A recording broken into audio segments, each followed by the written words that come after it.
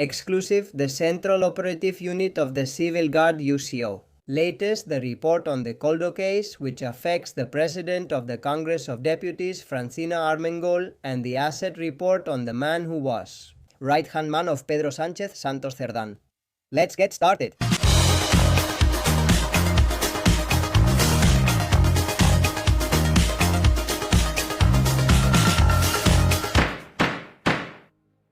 Hello everyone and welcome to a new edition of Medidas Cautelares.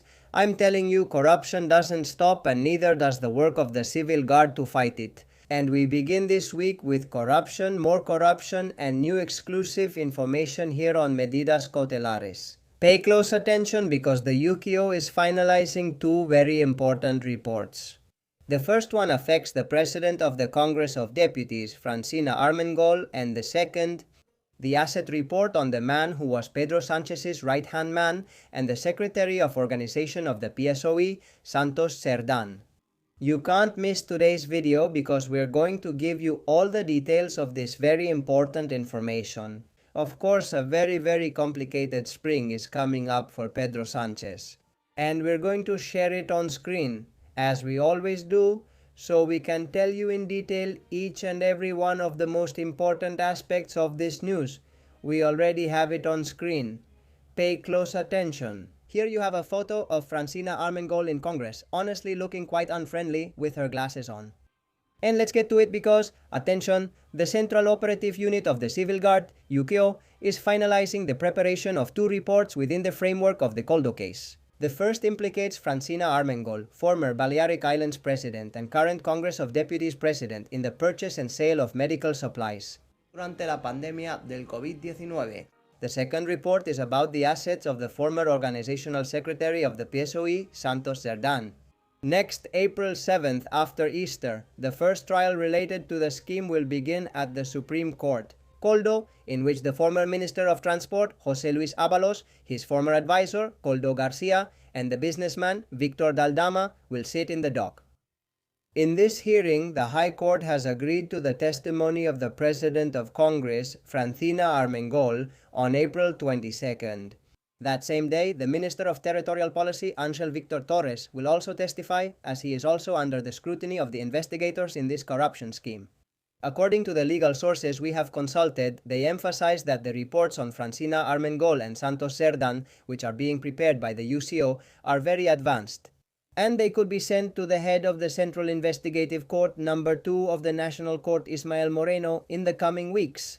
In the case of Armengol, the report will focus on the emergency contracts awarded during the pandemic in the Balearic Islands when she was president to companies related to Koldo Garcia's circle. The UCO, it must be said, had already included in previous reports direct conversations between the then Balearic president and the former advisor to Ábalos, including affectionate messages in which Koldo called Armengol darling, and that's how the President of Congress is now known, with that nickname of darling for Armengol. But there were also other compromising messages that talked about keeping the leader informed about the supply of medical equipment. Now the investigators are finalizing a new report that would include additional evidence and shows how Armengol hid behind Koldo to close deals with the companies involved in the corruption scheme. Regarding Santos Cerdán, already charged in the scheme with Koldo, who remained in provisional detention for almost 5 months. The UCO will further investigate his assets, and take note, important findings are revealed in the report regarding Santos Cerdán's assets. Keep that in mind. We recall that the indictment last year of the then Socialist Organization Secretary caused a real earthquake in Ferraz, after the Civil Guard identified him as the alleged link in the collection of kickbacks, and for his central role in the rigged construction scheme. All of this because of his ties to the company Servinabar, owned by his friend and partner Anxonan also.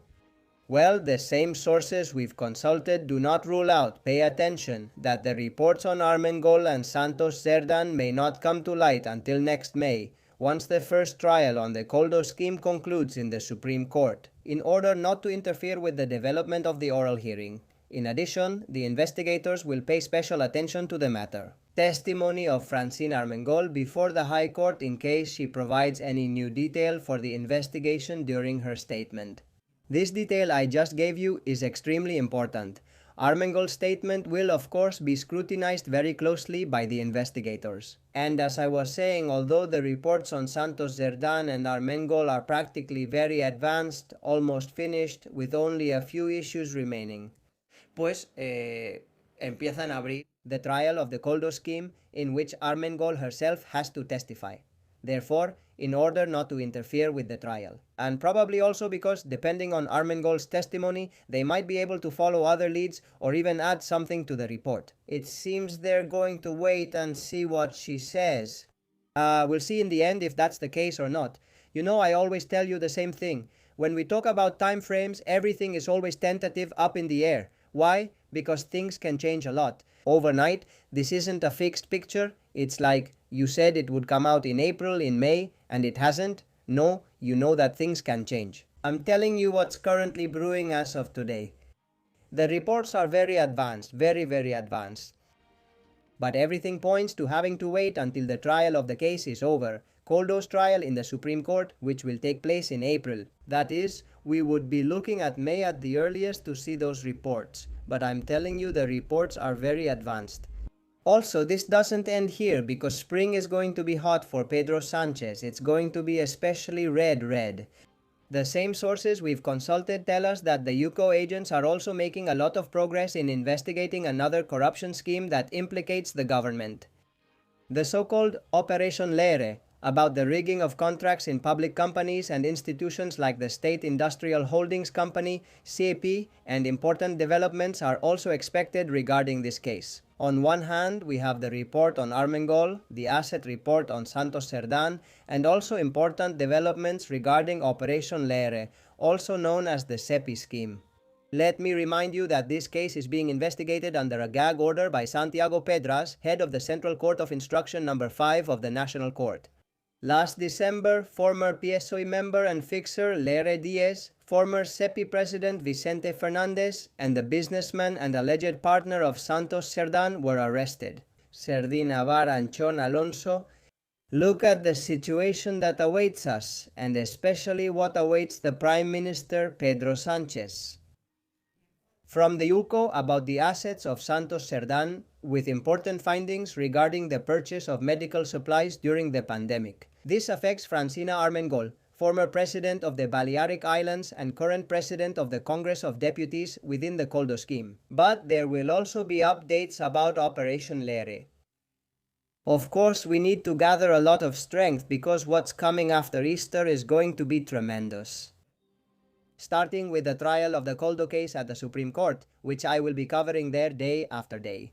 But we also can't lose sight of the other cases, the other corruption cases, and I know there are so many that you lose track, but that's just how things are. The truth is that Sanchismo is pure corruption, and we simply can't keep up with informing you about so much corruption.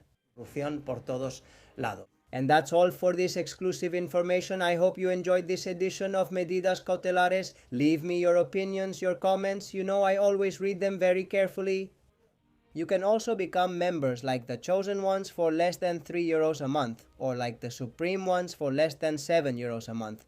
Also, as you already know, those of you who can and whenever you can make financial contributions via Bizum with your mobile phone at 627-55636, 563-76-275637. The most important thing, as I always tell you, is that this information reaches everyone because information is power. See you soon. Subscribe.